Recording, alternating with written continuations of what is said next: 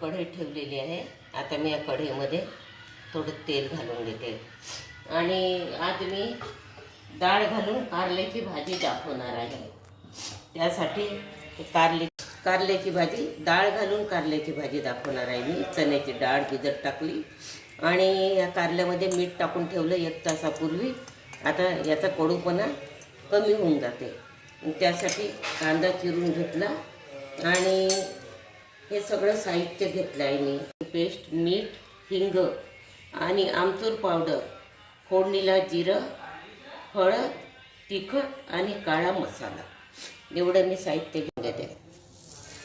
जिरं तडतडलं की त्यामध्ये हिंग घालून घेते, कांदा घालून घेते त्यामध्ये.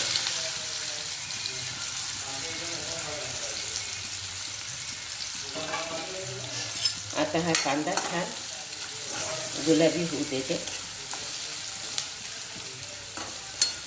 त्यासाठी मीठ घालून घेते यामध्ये.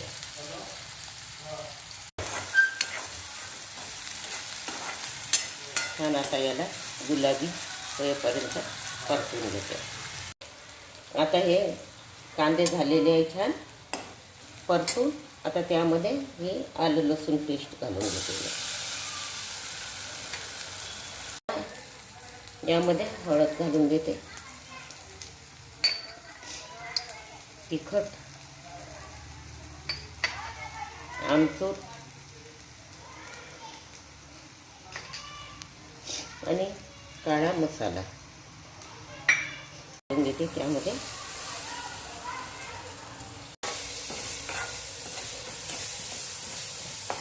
थोडं पाणी घालून देते. घालून ठेवलं होतं मी कारल्यामध्ये 1 तासापूर्वी. आता हे छान करून याच्यातलं कडू पाणी निघून जाते आणि आता ह्या पिळून यामध्ये घालून घेते.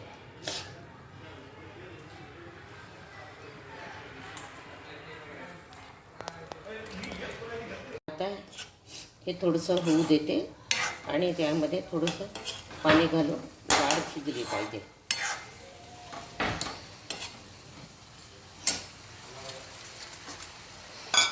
आता ही डाळ वगैरे शिजायसाठी यामध्ये मी पाणी घालून घेते.